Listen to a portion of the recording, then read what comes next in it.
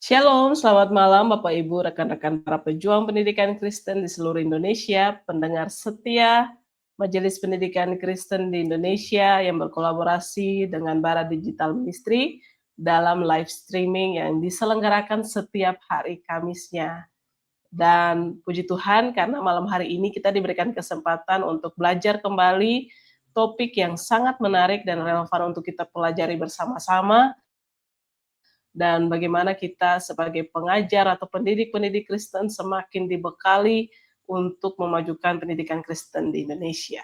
Nah, topik yang akan kita bahas yaitu pendidikan layak, bekal anak, harapan bangsa.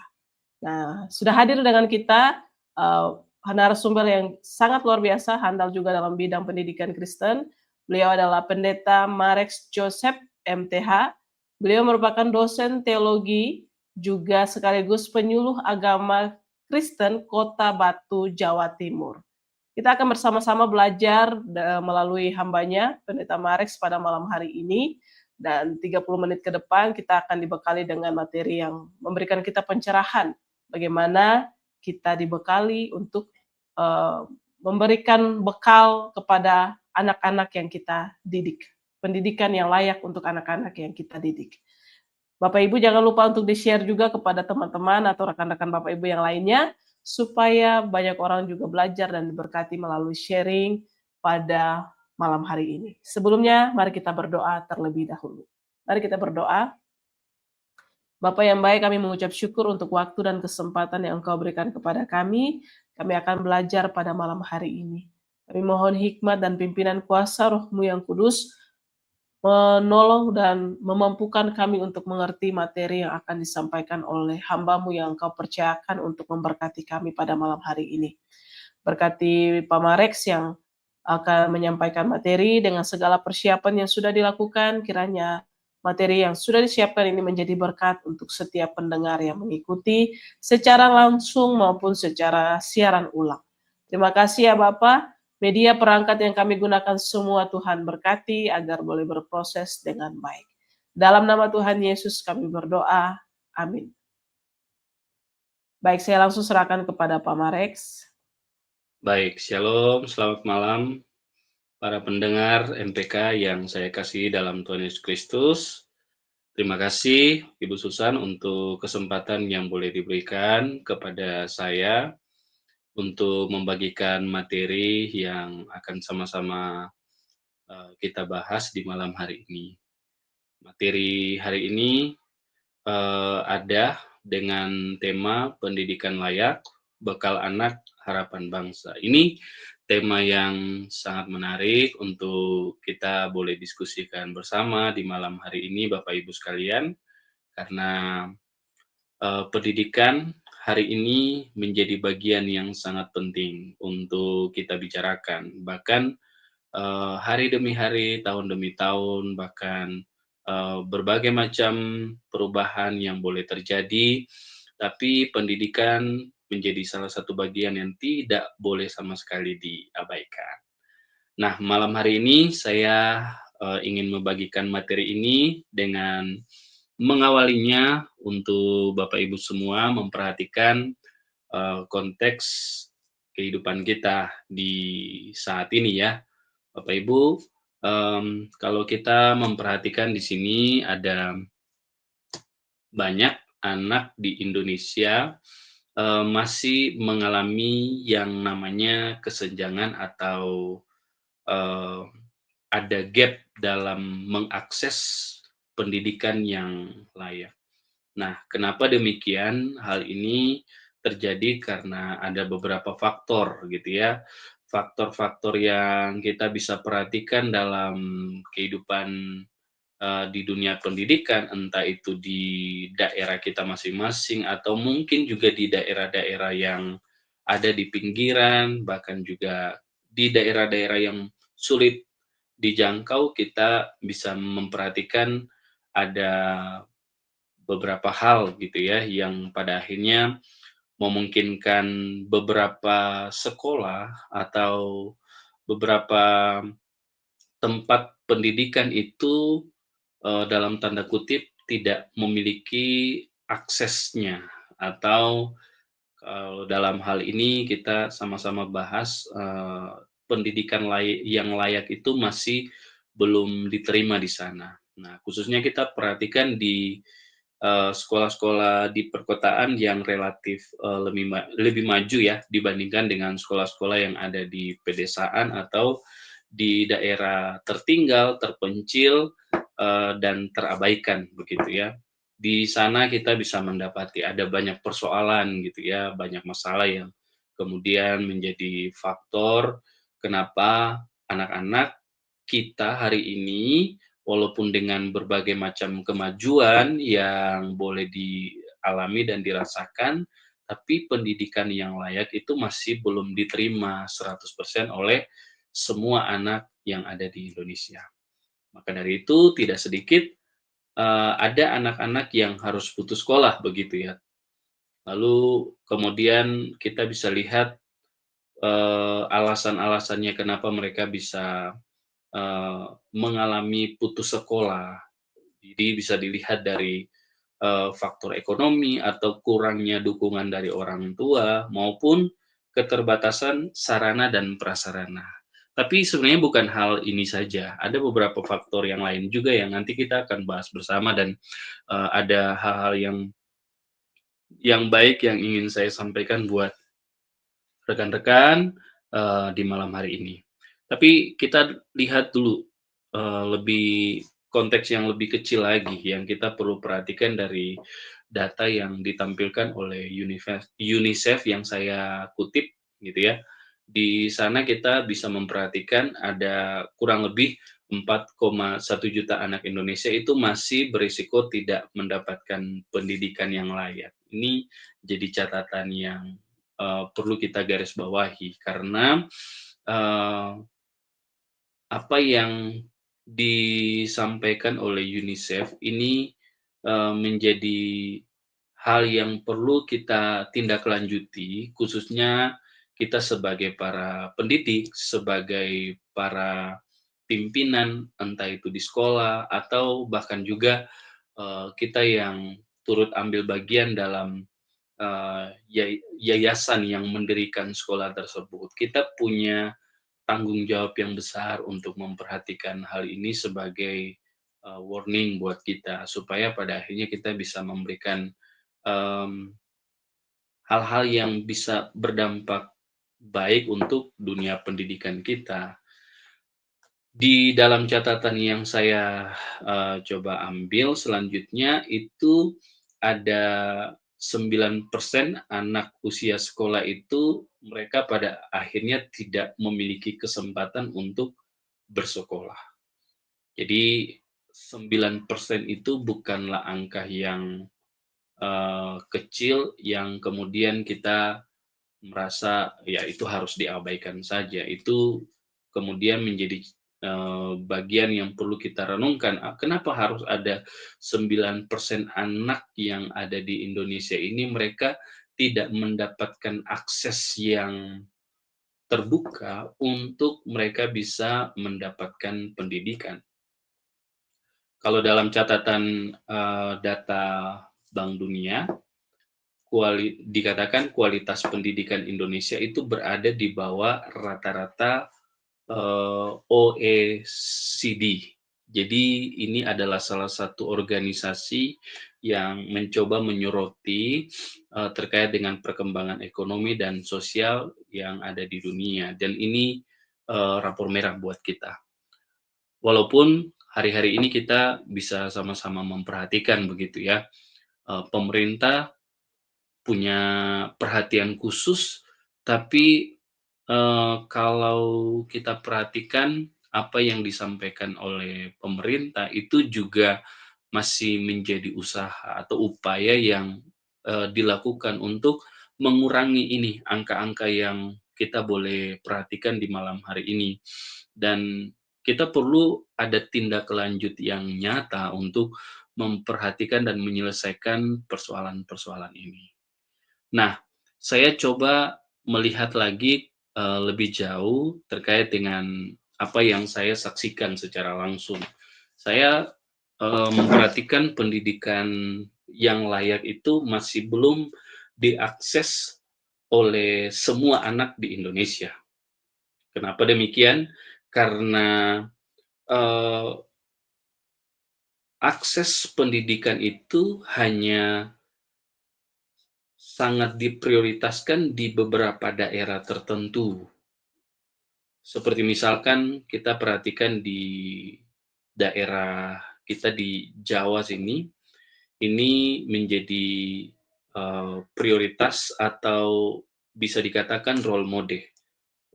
Pendidikan di Indonesia itu seperti apa, kita kiblatnya lihat ke, eee, Indonesia di bagian barat, khususnya di Pulau Jawa. Sementara kalau kita perhatikan di beberapa daerah yang secara nyata saya kunjungi langsung dalam pengalaman pelayanan saya pernah tahun 2016 pergi ke daerah NTT. Di sana, khususnya di daerah Alor, saya mendapati ada banyak sekali anak-anak yang mereka itu merasa bahwa pendidikan itu bukanlah sesuatu hal yang penting. Kenapa demikian? Karena, dilihat dari fasilitas yang mereka nikmati, fasilitas yang ada sehingga membuat anak-anak di sana itu tidak terlalu antusias dalam, menggapai apa yang menjadi cita-cita mereka melalui pendidikan.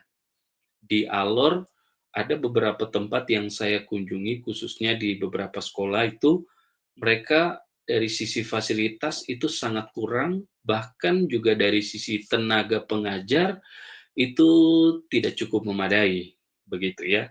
Dari sisi fasilitas, kita lihat di foto yang saya coba tampilkan ini, itu masih jauh daripada kata layak, begitu, ya. Kalau di foto bagian kiri yang Bapak Ibu bisa perhatikan di sana, itu saya ajarkan anak-anak SD dan juga anak-anak SMP, mereka di sana bersukacita ketika ada orang yang datang dan membagikan, pendidikan untuk mereka, begitu. Tapi hal ini berbanding terbalik dengan situasi yang ada di sana oleh karena fasilitas dan juga SDM yang sangat kurang sehingga membuat mereka itu pada akhirnya tidak terlalu antusias begitu ya untuk, berusaha mendapatkan pendidikan. Nah, lalu kemudian saya juga baru 2024 dalam perjalanan pelayanan saya masih di daerah NTT, tapi khususnya saya pergi ke daerah Sabu, di sana juga saya mendapati ada beberapa sekolah yang dari sisi fasilitas tidak memadai. Kalau foto yang bagian kanan, itu adalah pengalaman istri saya yang pernah dia bagikan dalam pengalaman pelayanannya menjadi guru di, daerah NTT juga gitu ya, tapi ini tepatnya di Soe. Di sana dia, menyaksikan sendiri bahwa, betapa anak-anak di sana itu mereka sangat tertinggal dari segi pendidikan. Eee, Kalau dilihat dari pengetahuan, kenapa demikian? Hal ini dilihat dari, eee, fasilitas yang mereka dapatkan di sana. Jadi akses pendidikan dari segi, gedung, dari segi apa, tempat mereka belajar, bahkan juga dari segi fasilitas pembelajaran, itu tidak menjawab apa yang jadi kebutuhan mereka. Sementara kalau kita mau bandingkan dengan apa yang ada di sini di Jawa, itu kita ya bisa melihat gitu ya, banyak anak-anak yang bisa dengan mudah mengakses pendidikan yang layak itu seperti apa. Walaupun ada beberapa yang kita bisa temui di Jawa ini, ada beberapa daerah di pinggiran-pinggiran itu yang juga masih belum setara dengan mereka yang ada di daerah perkotaan, begitu. Tapi fakta yang saya tunjukkan ini, memperlihatkan kepada kita bahwa memang saat ini anak-anak kita sangat membutuhkan begitu, ada urgensi yang seharusnya, eee, bisa mereka nikmati dalam pendidikan yang layak itu. Sehingga kita sebagai para pemangku kepentingan, entah itu pemimpin di yayasan maupun para pemimpin di sekolah dan juga para guru, pengajar, pendidik itu harus benar-benar serius memikirkan tentang hal ini. Nah, ini salah satu yang saya juga ambil sebagai, fenomena yang baru-baru ini saja dialami gitu ya. Ini terjadi di Kota Batu tempat saya tinggal, tempat saya mengajar, tempat di mana saya, menghabiskan banyak waktu juga dalam pelayanan. Di sini ada satu kesaksian dari Pak Wakil Wali Kota, Mas Heli, ketika melihat kondisi ada di salah satu sekolah yang kondisinya itu sudah sangat-sangat, tidak layak untuk di mana anak-anak di sana itu bisa melakukan aktivitas, eee, bersekolah atau, mengakses pendidikan. Jadi, melihat kondisi yang demikian, pada akhirnya Pak Wali, merasa prihatin dan kemudian harus langsung turun tangan untuk menyelesaikan ini. Dan ini menjadi gambaran bahwa ternyata di Jawa juga, di Pulau Jawa ini, di mana kita lihat pendidikan itu sudah sedemikian maju pun, ada beberapa sekolah yang tidak mendapatkan akses pendidikan yang layak yang sebagaimana mestinya mereka bisa dapatkan, begitu. Oleh karena itu, kita perlu pikirkan gitu ya, kita perlu lihat gitu dan renungkan secara pribadi bahwa pendidikan yang layak itu bukan lagi menjadi sebuah pilihan, tapi itu harus menjadi life support system supaya pada akhirnya kita bisa menyediakan tempat yang baik bagi generasi kita ke depan, sehingga masa depan bangsa Indonesia ini bisa cemerlang sebagaimana apa yang menjadi visi misi dan impian, kita bersama di tahun 2045 atau 2040 kita bisa menjadi Indonesia emas, begitu. Nah, kalau kita tidak punya konsep ini, saya yakin ya kita hanya melihat visi itu sebagai sebuah mimpi yang tidak akan pernah terjadi. Maka dari itu kita perlu, memahami secara menyeluruh tentang konsep pendidikan yang layak itu seperti apa.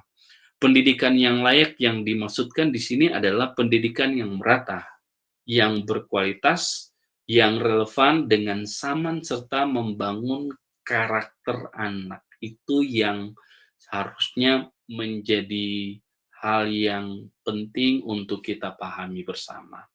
Salah satu tokoh bapak pendidikan nasional yang kita kenal sampai hari ini, Bapak Kiai Ki Hajar Dewantara, dia pernah menyatakan bahwa pendidikan adalah tuntunan di dalam hidup tumbuhnya anak-anak. Adapun yang dimaksudkan pendidikan yaitu menuntun segala kekuatan kodrat yang ada pada anak-anak itu agar mereka sebagai manusia dan sebagai anggota masyarakat itu dapat mencapai yang namanya keselamatan, mencapai yang namanya kebahagiaan yang setinggi-tingginya. Artinya apa? Kita harus menyadari bahwa pendidikan itu menjadi penuntun dalam kehidupan anak-anak kita. Maka dari itu, akses pendidikan yang layak itu harus mereka terima. Salah satu filsuf pendidikan pernah juga menyatakan bahwa pendidikan bukan persiapan untuk hidup, melainkan pendidikan itu adalah hidup itu sendiri. Artinya, pendidikan yang layak harus menyentuh kehidupan nyata dari anak-anak kita, dari generasi-generasi kita yang ke depan akan menjadi pemimpin yang akan memajukan bangsa dan negara kita ini. Maka dari itu kita harus punya perhatian khusus kepada mereka. Kita tidak hanya lagi bicara soal teori atau hal-hal yang sifatnya ada dalam pikiran, tapi itu benar-benar nyata hidup dalam kehidupan anak-anak kita, sehingga mereka dapat memahami secara menyeluruh apa yang kedepannya mereka harus lakukan. Yang berikut, kita juga perlu melihat bahwa pendidikan yang layak itu penting oleh karena ada beberapa alasan. Yang pertama, ini adalah bekal untuk generasi kita di masa depan. Jadi pendidikan itu menolong anak mengembangkan talenta mereka, mengembangkan keterampilan mereka, dan juga itu meningkatkan daya saing mereka dengan generasi-generasi yang ada di luar sana dari negara-negara lain atau anak-anak kita mampu bersaing secara global. Nah, ini hal yang perlu kita perhatikan, menjadi urgensi untuk melihat bahwa anak itu harus mendapatkan pendidikan yang layak. Salah satu tokoh pendidikan yang cukup kritis menyuarakan tentang hal ini, yakni Paulo Freire.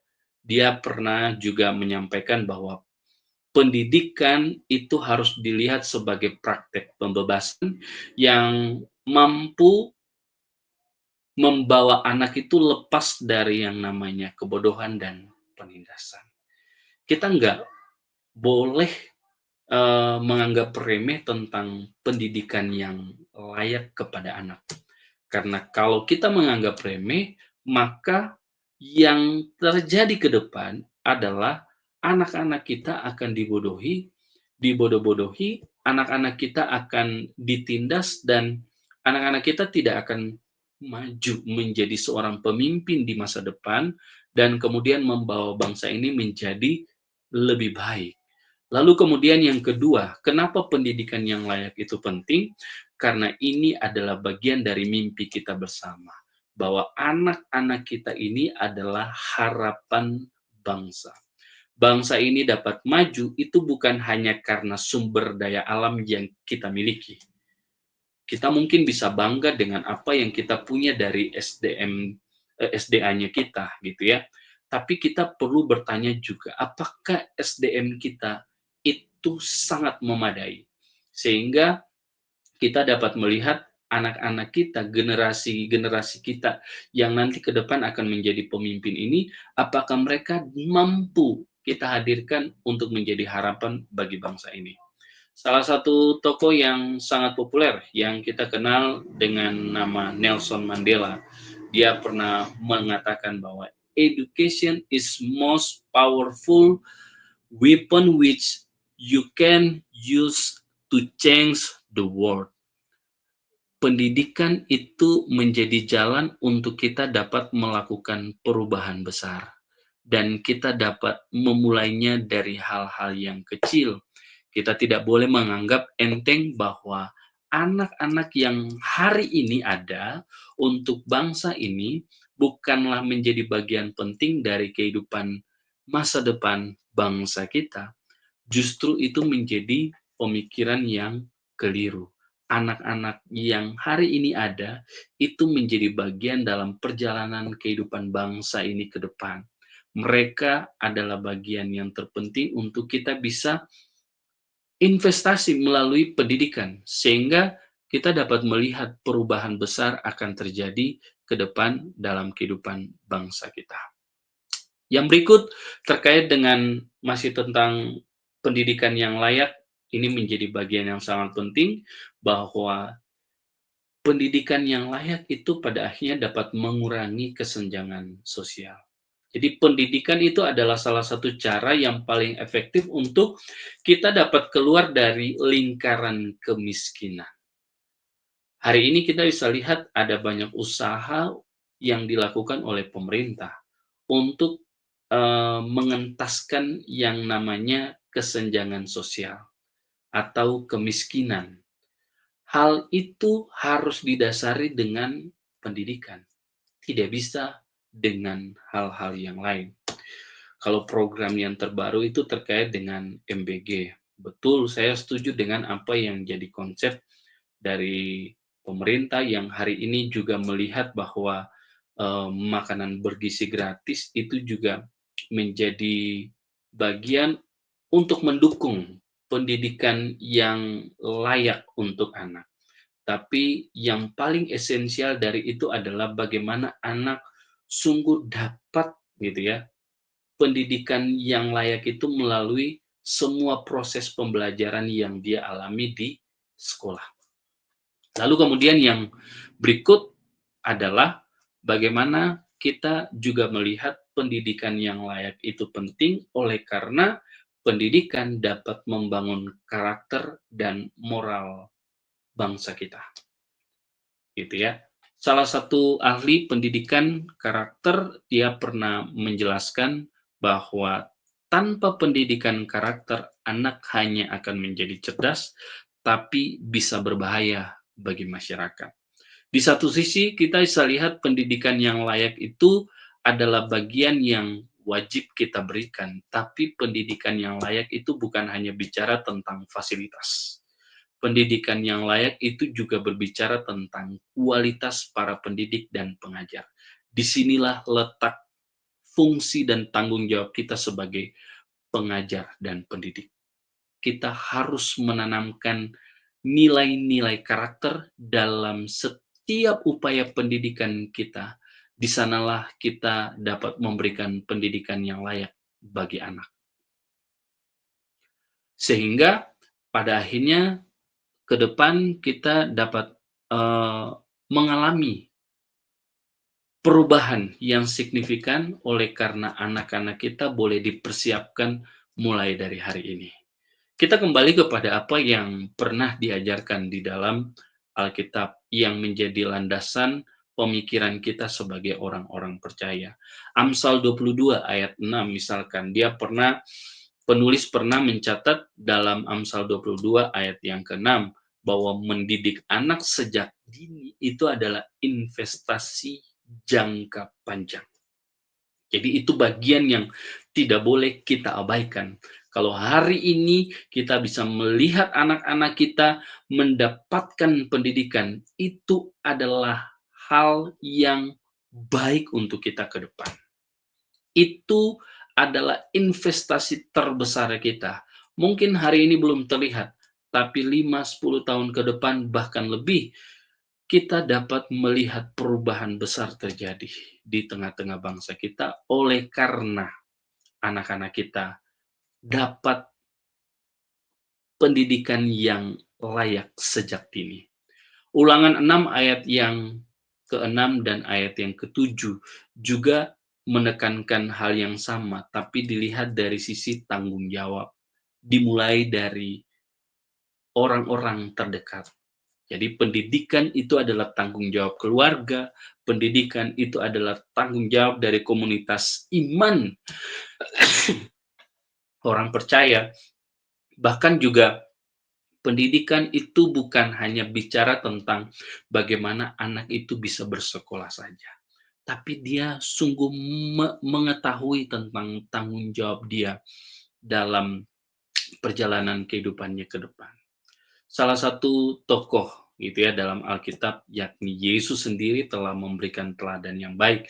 Yesus sebagai sang guru yang agung itu telah menunjukkan kepada kita bahwa mengajar itu bukan hanya dengan kata-kata kita, tapi juga harus melalui teladan hidup. Yesus berkali-kali menunjukkan contoh yang nyata dalam pelayanannya dia ketika dia berkhotbah, ketika dia menyampaikan pengajarannya. Dia tidak hanya menyampaikan itu melalui perkataannya dia, tapi juga melalui tindakan yang dia lakukan. Ketika ada anak-anak yang datang, dia menyambut dengan tangan terbuka, dia memberikan pengajaran yang baik kepada banyak orang yang saat itu mengikuti dia, dan dia selalu meminta supaya mereka melihat anak itu sebagai pribadi yang penting, menjadi bagian dalam kerajaan surga. Lalu kemudian yang terakhir dari perspektif Alkitab, Kita dapat melihat bahwa pendidikan yang layak itu sudah sejak dahulu ditekankan. Ini kita dapat lihat dalam, prinsip Imago Dei yang sudah difirmankan sejak pertama kali manusia itu diciptakan. Teman-teman bisa perhatikan bahwa setiap anak itu adalah gambar Allah, ingat, gambar Allah, Imago Dei. Artinya mereka itu berharga. Mereka layak untuk mendapatkan yang namanya pendidikan yang pada akhirnya dapat memanusiakan mereka secara pribadi. Jadi konsep Imago Dei itu karena melekat dalam kehidupan kita manusia, dalam kehidupan anak, maka kita punya tanggung jawab yang besar untuk mengajarkan mereka menjadi orang-orang yang ke depan dapat membawa perubahan karena mereka memiliki karakter yang baik dan yang benar. Bapak, Ibu, dan saudara yang terkasih dalam Tuhan Yesus Kristus, dalam bagian yang tadi sudah saya sampaikan, tentunya bukanlah hal yang mudah untuk kita bisa menerapkan itu dalam kehidupan kita. Oleh karena kenyataannya, kita berhadapan dengan tantangan yang ada. Kalau dalam konteks kita saat ini, tantangannya itu apa? Yang pertama, kita bisa lihat kesenjangan digital yang ada, gitu ya. Dan ini menjadi tantangan yang nyata dalam kehidupan anak-anak kita yang saat ini sedang berusaha untuk ambil bagian dalam mengakses yang namanya pendidikan, begitu. Ada sekolah yang sudah menggunakan teknologi, bahkan sampai kepada teknologi AI yang hari ini sedang berkembang. Tapi kita harus juga lihat bahwa di beberapa daerah, di beberapa sekolah, ada sekolah-sekolah yang masih itu memiliki kekurangan. Bahkan kekurangan itu dapat kita lihat nyata dari kapur yang menjadi media pembelajaran mereka gitu ya, menjadi sarana pembelajaran mereka itu pun masih kurang. Jadi kita bisa lihat kesenjangan yang ada gitu ya dalam konteks saat ini. Ada sekolah yang sudah luar biasa maju, tapi ada juga sekolah yang masih sangat tertinggal. Nah, itu yang menjadi tantangan untuk kita bisa menjawab hal ini gitu ya. Lalu kemudian yang kedua, bicara soal mentalitas. Jadi kita perlu menyadari bahwa di setiap sekolah atau di beberapa tempat di mana ada pendidikan di sana, kita memperhatikan dari segi em, pembelajaran yang terjadi, entah itu di sekolah atau tempat di mana anak-anak itu bisa mengakses pendidikan. Ada beberapa yang juga kita bisa lihat itu hanya sebagai sebuah formalitas. Jadi yang terpenting anak bisa tahu, yang terpenting anak mendapatkan pengetahuan, yang terpenting anak hanya terisi kognitifnya saja, tanpa perlu kita bisa lihat bahwa pendidikan karakter, pembentukan karakter itu juga menjadi hal yang urgent, hal yang sangat penting. Makanya di beberapa tempat ada para pengajar pendidik yang datang itu hanya untuk memenuhi kuota mengajarnya mereka. Jadi mereka datang ngajar selesai pulang. Itu bukanlah pendidikan yang layak yang seharusnya diterima oleh anak-anak kita. Kita sebagai para pendidik punya tanggung jawab untuk melihat itu bahwa proses pendidikan untuk dialami anak itu harus dimulai dari pembentukan karakter. Lalu kemudian yang ketiga, ini nyata terlihat dalam beberapa slide tadi yang sebelumnya yang sudah saya tampilkan terkait dengan pengalaman saya berkunjung langsung ke daerah timur maupun daerah yang paling barat. Kalau istri saya itu Nias, saya pernah pergi ke Nias, saya pernah mendapati di sana ada sekolah yang sebenarnya tidak layak. Sekolah yang jauh di tengah hutan, sementara di sana anak-anak rajin datang ke sekolah, tapi guru-gurunya itu tidak mau datang ke sana untuk mengajar anak-anak. Makanya di awal Januari tahun 2025 ini pernah ada satu video viral kan, yang 3 anak datang ke sekolah, lalu kemudian mereka mengeluhkan ada guru-guru yang tidak ada satupun guru yang datang ke sekolah itu untuk mengajar. Nah, ini catatan kita, ini tantangan yang kita bisa lihat, krisis guru inspiratif.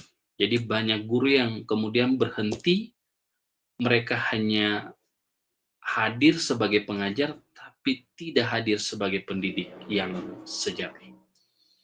Mereka kadang mengabaikan tanggung jawab mereka untuk mengajar dan mendidik anak. Itu hal yang sangat tidak patut untuk dicontoh, dan itu menjadi tantangan dalam kehidupan anak-anak kita saat ini. Apa yang kemudian kita dapat lihat untuk kita terapkan melalui materi yang malam hari ini sudah saya sampaikan kepada kita semua, Bapak Ibu.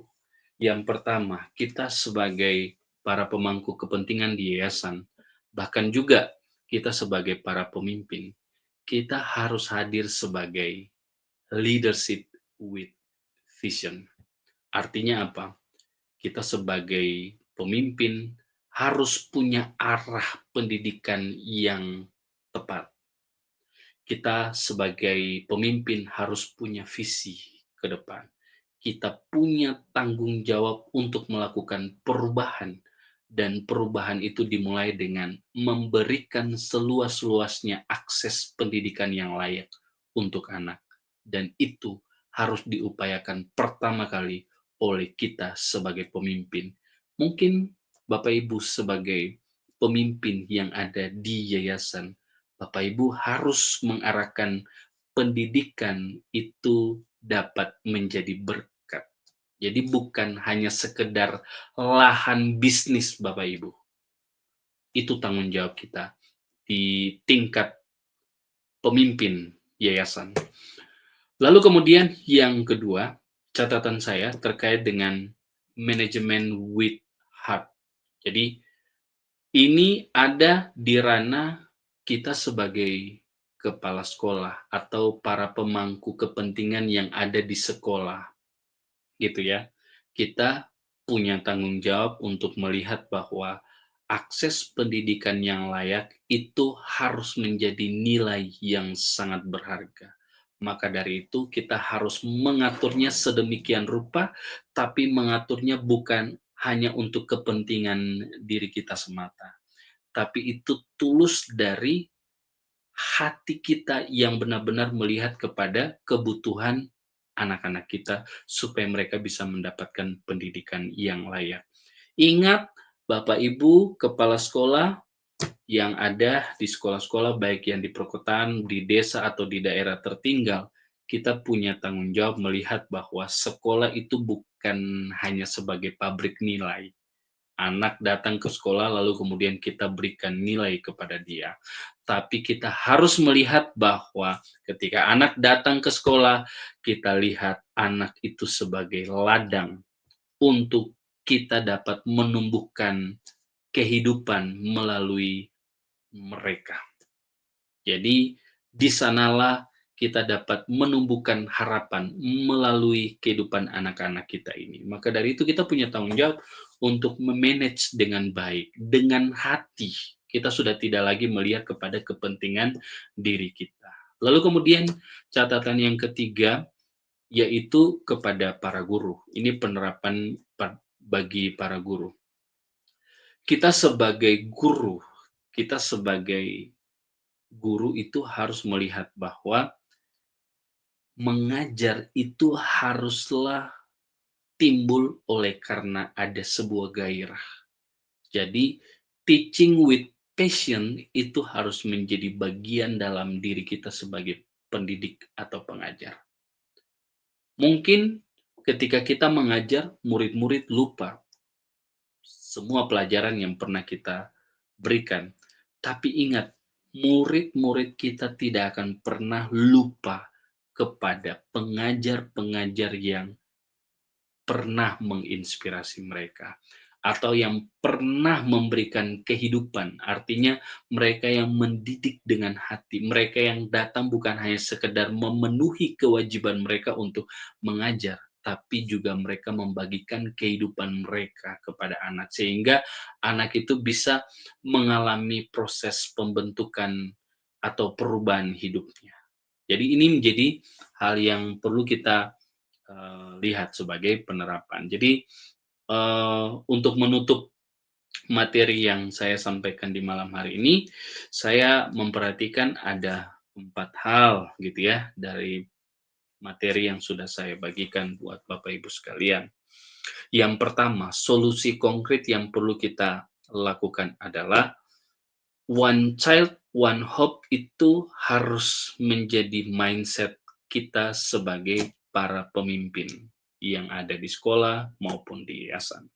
Setiap sekolah harus melihat setiap anak itu sebagai harapan di masa depan. Oleh karena itu, kita punya tanggung jawab untuk mengembangkan mereka. Apa yang harus kita lakukan ketika kita lihat kenyataan bahwa anak-anak kita tidak mendapatkan pendidikan yang layak oleh karena fasilitas, sarana prasarana, bahkan semua alat-alat pembelajaran dan juga kualitas SDM yang mengajar anak-anak kita. Kita harus melihat anak ini sebagai investasi kita. Jadi one child, one hope itu harus ada dalam pikiran para pemimpin yayasan maupun para pemimpin sekolah. Lalu kemudian yang kedua dalam bagian penutup, bahwa digital equity project itu harus juga kita lihat sebagai solusi yang dapat kita munculkan untuk menolong anak-anak bisa mendapatkan pendidikan yang layak. Jadi kita membagikan atau membuka akses pendidikan yang layak itu bukan hanya sekedar kita memberikan gadget atau sesuatu yang sifatnya teknologi buat mereka, tapi menyadarkan anak-anak untuk sadar akan literasi dari digital yang sehat itu juga seperti apa. Jangan tiba-tiba kita mau menuntut kesetaraan, kita kasih teknologi buat anak-anak tanpa kita membekali mereka, itu juga salah. Yang ketiga adalah kita bisa lihat mentoring system itu harus menjadi langkah konkret untuk menjawab anak-anak bisa mendapatkan akses kepada pendidikan yang layak. Jadi guru harus hadir, pendidik, pengajar harus hadir, bukan hanya sebatas orang yang mentransfer ilmu, tapi orang yang membagikan kehidupan. Artinya harus menjadi mentor yang baik, harus menjadi pembimbing yang benar, harus bisa menjadi teladan buat mereka. Bahkan kita harus bisa membagikan apa yang seharusnya mereka bisa nikmati sebagai anak-anak yang ke depan dapat memberikan perubahan buat bangsa kita. Yang keempat, yang terakhir, yaitu kolaborasi komunitas. Sekolah, gereja, yayasan, pemerintah, masyarakat, bahkan semua kita punya andil, punya bagian untuk dapat berangkulan, bergandengan tangan, punya tanggung jawab untuk bergerak bersama supaya pada akhirnya anak-anak kita bisa menikmati pendidikan yang layak. Sehingga menjadi sangat tepat untuk kita dapat bermimpi ke depan bahwa pendidikan yang layak itu menjadi bekal yang penting untuk anak dan harapan bagi bangsa kita. Kiranya Tuhan Yesus boleh memberkati kita. Saya kembalikan kepada Ibu Susan.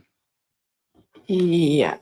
Wah, luar biasa sekali pemaparan dari Pak Marex pada malam hari ini yang sudah membekali kita, membuat kita belajar bahwa pendidikan layak hari ini bukan lagi sekedar pilihan, tetapi life support system bagi masa depan bangsa ya Pak ya. Ini adalah tanggung jawab kita bersama karena pendidikan layak akan menjadi bekal anak untuk mengembangkan talenta dan daya saing secara global. Sekaligus juga menjadi harapan bangsa dengan menghasilkan sumber daya manusia yang berkualitas. Terima kasih sekali untuk Pak Marex buat pemaparan yang sangat luar biasa pada malam hari ini. Ada sekitar 1 dan 2 pertanyaan yang akan saya tanyakan pada malam hari ini, Pak, melalui beberapa pertanyaan yang masuk. Jadi karena kita cukup terbatas juga dengan waktu, jadi saya membatasi 1, 2 pertanyaan saja. Pertanyaan yang pertama, jika kita melihat dalam konteks Indonesia saat ini ya, Pak, bagaimana kita bisa mengukur bahwa pendidikan itu sudah berhasil mengurangi kesenjangan sosial dan mengeluarkan anak dari lingkungan kemiskinan? Bagaimana pendidikan dapat membantu anak untuk mengembangkan, eee, apa, semangat juang mereka untuk belajar, kepintaran mereka dan sebagainya, Pak. Di tengah-tengah kesenjangan sosial yang terjadi di Indonesia saat ini. Iya, baik. Ini dari apa yang saya amati, yang saya perhatikan, mmm, waktu saya turun pelayanan ke Sabu misalkan ya.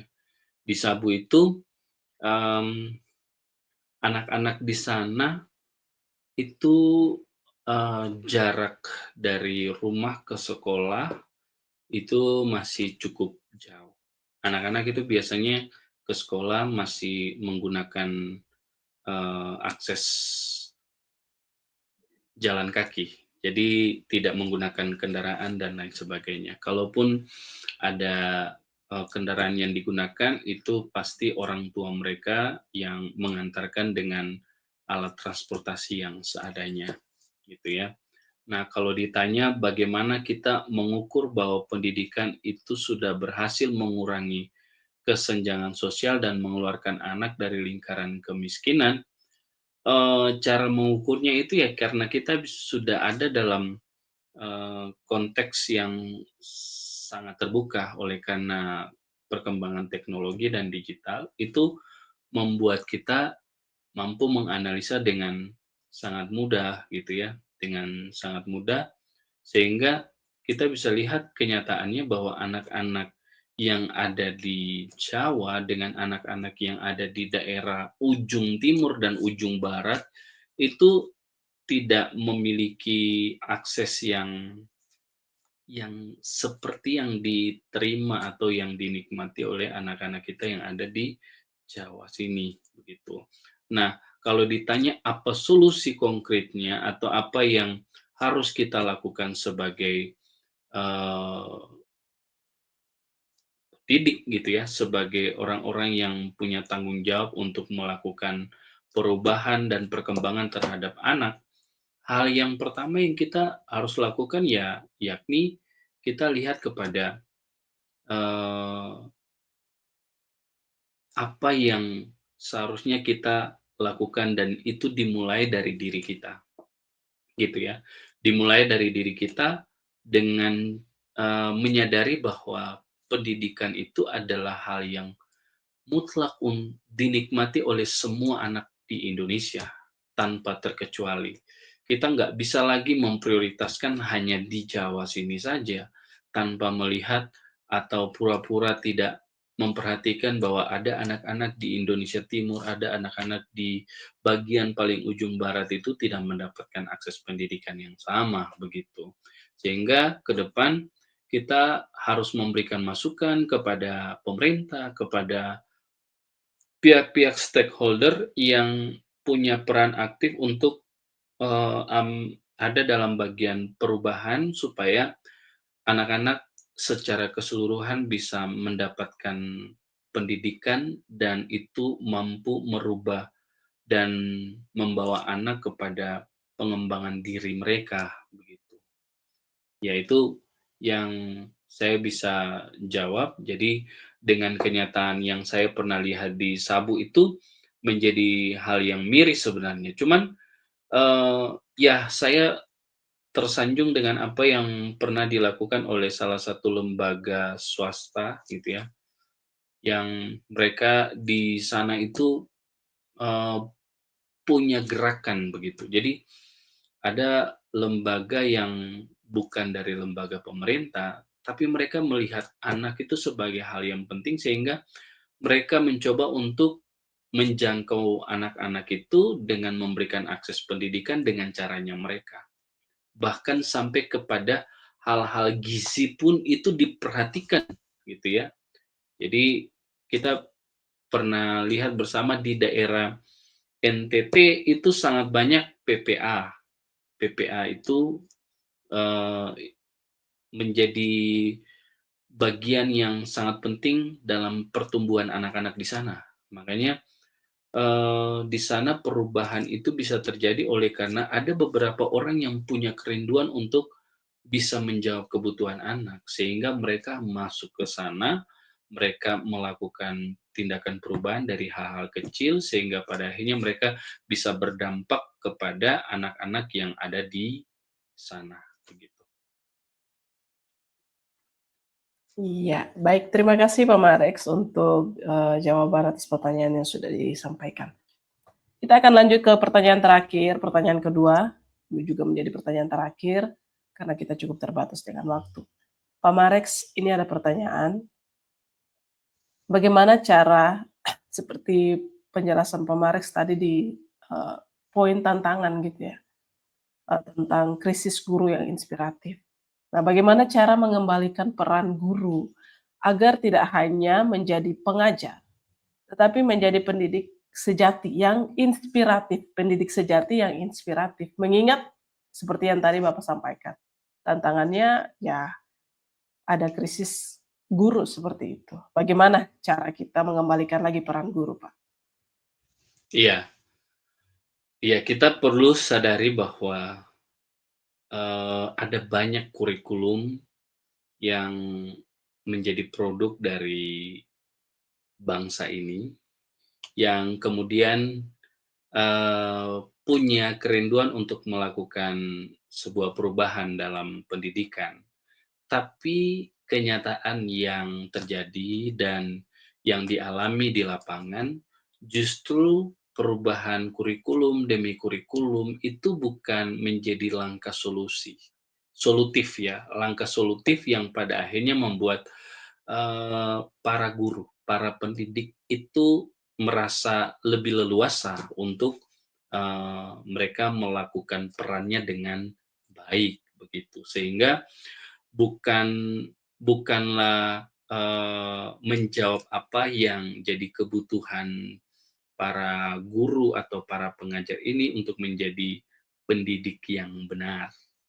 Sehingga pada akhirnya apa, yang ada hanya beban atau tuntutan yang sifatnya administratif. Saya kasih contoh, dengan apa yang hari ini jadi tuntutan yang harus dipenuhi oleh sekolah, sekolah itu harus, berusaha menjaga kualitas dengan cara, akreditasi dan lain sebagainya. Di dalamnya, kita bisa memperhatikan guru itu punya beban yang sangat besar. Memenuhi semua administrasi yang ada, tapi mengabaikan tugas dan perannya yang utama, yakni mengajar dan mendidik. Sehingga dari situlah kita dapat memperhatikan persoalannya. Jadi, hari ini banyak guru yang kehilangan perannya sebagai pendidik oleh karena dibebankan dengan hal-hal yang bukan menjadi tanggung jawab utamanya sebagai seorang guru, sebagai seorang pendidik yang benar atau pendidik yang sejati itu. Selain daripada itu kita juga perlu menyadari bahwa hari ini memang ada banyak guru yang tidak bisa menjadi pendidik yang inspiratif, oleh karena ya tadi, perubahan, zaman gitu ya. Ada banyak guru yang hanya mau melihat kepada, "Oh, yang penting saya punya followers," gitu ya, "saya punya pengikut," gitu. Makanya banyak hari ini para guru kita mungkin dari segi, sosial media itu inspiratif, tapi tidak bagi anak-anak. Justru itu menjadi gambaran yang berbanding terbalik, bahwa yang tadinya guru inspiratif itu menjadi sebuah peran yang sangat diimpikan atau dinantikan oleh anak, itu tidak justru dirasakan oleh anak oleh karena guru hanya mau eksis di dunia digital dan kemudian mengabaikan peran yang sesungguhnya yang harus dia tunjukkan dalam dunia nyata bersama dengan anak-anak yang harusnya dia didik. Maka dari itu menjadi sangat penting untuk saya ingatkan kepada kita semua sebagai para pengajar pendidik. Ayo kembali kita ingat kepada panggilan kita. Kita ingat lagi kepada apa yang seharusnya kita lakukan sebagai seorang guru. Kita punya tanggung jawab yang besar di hadapan Tuhan untuk membawa anak kepada arah langkah yang lebih baik. Kita bisa menginvestasikan tentang sebuah perubahan yang besar di dalam diri seorang anak. Maka dari itu, firman Tuhan katakan, barang siapa di antara kita yang menyesatkan, batu kilangan itu akan ditaruh di leher, lalu kemudian kita dibuang ke dalam laut. Jangan sampai kita ada dalam golongan yang seperti itu. Itu menjadi pengingat buat kita, supaya kita tidak boleh menjadi guru, pengajar, pendidik yang menyesatkan, yang tidak menginspirasi, yang pada akhirnya membawa anak kepada kegagalan. Nggak boleh. Kita harus ingat kepada panggilan kita, bahwa anak kita kepada hal yang benar, sehingga mereka bisa ke depan menjadi para pemimpin yang dapat membuat perubahan yang besar buat kita. Maka dari itu, kita sebagai guru harus mengevaluasi diri dalam peran kita sebagai guru. Baik, terima kasih Pak Marex untuk sharing pada malam hari ini. Luar biasa kita sudah dibekali dengan pemaparan yang Pak Marex sudah sampaikan dan juga jawaban-jawaban atas pertanyaan yang sudah disampaikan. Pada sesi akhir di malam hari ini, saya persilakan kembali lagi kepada Pak Marex untuk closing statement dan setelah closing statement bisa langsung ditutup dalam doa. Saya persilakan, Baik, Pak. terima kasih untuk waktu yang sudah diberikan buat saya untuk berbagi dengan Bapak Ibu semua, para pendengar setia MPK di malam hari ini. Untuk mengakhiri materi yang saya sampaikan di malam hari ini, saya ingin mengakhirinya dengan beberapa pernyataan penting. Kita perlu menggarisbawahi bahwa masa depan bangsa kita ini ada di tangan anak-anak kita. Maka dari itu, dengan kita memberikan mereka pendidikan yang layak, itu berarti kita sedang menanam benih harapan bagi bangsa kita. Bahkan bukan hanya bagi bangsa kita, tapi juga bagi kerajaan Allah yang ada di bumi. Seperti yang pernah disampaikan oleh Yesus, gitu ya, dalam Yohanes pasal yang ke-10 ayat yang ke-10. Aku datang supaya mereka mempunyai hidup dan mempunyainya dalam segala kelimpahan. Artinya, ketika Tuhan datang, Tuhan hadir, Tuhan ingin supaya anak-anak itu dapat memiliki hidup dan kehidupan yang mereka boleh alami itu adalah kehidupan yang penuh dengan kelimpahan. Itu juga yang seharusnya menjadi harapan kita untuk anak-anak kita ke depan. Pendidikan yang layak itu adalah salah satu jalan untuk mewujudkan hidup yang berkelimpahan itu. Maka dari itu, mari kita sebagai para pemimpin, sebagai para guru, pengajar, pendidik, melihat anak-anak ini sebagai benih harapan yang pada akhirnya bisa berbuah dan kita bisa memetik apa yang hari ini kita tanamkan dalam kehidupan anak-anak kita. Tuhan Yesus memberkati kita semua. Mari kita bersatu di dalam doa. Bapa yang baik, kami sungguh bersyukur karena malam hari ini Tuhan boleh melawat kami. Melalui materi yang hari ini boleh kami bahas bersama. Kiranya itu sungguh boleh menerangi hati pikiran kami. Membawa kami kepada sebuah refleksi bahwa anak adalah harapan bagi bangsa ini. Maka dari itu, kami sebagai para pemimpin, sebagai para pendidik, para guru, pengajar punya tanggung jawab untuk memberikan akses yang seluas-luasnya bagi anak-anak kami untuk memperoleh pendidikan yang layak. Berkatilah setiap anak-anak-Mu supaya mereka boleh bertumbuh dalam kasih dan anugerah Tuhan. Bahkan berkati kami juga yang turut ambil bagian dalam mempersiapkan anak-anak kami ke depan untuk menjadi pewaris kerajaan Allah. Tuhan berkati kami, kiranya materi yang boleh kami diskusikan bersama di malam hari ini sungguh boleh menjadi berkat buat kami dan kami juga dapat melakukannya dalam kehidupan kami hari lepas hari. Terpujilah Engkau Tuhan, berkati kami di dalam nama Yesus. Amin. Iya, sekali lagi terima kasih Pak Marex untuk sharing materi pada malam hari ini, luar biasa. Dan Bapak Ibu yang sudah menyaksikan dari awal sampai akhir, jangan lupa untuk di-share kepada rekan-rekan Bapak Ibu yang lainnya juga, supaya banyak orang juga diberkati melalui sharing materi yang sudah disampaikan melalui Pendeta Marex pada malam hari ini. Pendeta Marex, kami sekali lagi ucapkan terima kasih dan Tuhan memberkati Bapak dalam setiap tugas tanggung jawab, pekerjaan pelayanan, juga keluarga Tuhan berkati, supaya juga terus menjadi berkat bagi orang-orang di sekeliling. Terima kasih, kita Amin. jumpa lagi minggu depan dengan topik dan narasumber yang berbeda. Selamat malam, Tuhan Yesus memberkati kita Tuhan semua. Yesus memberkati.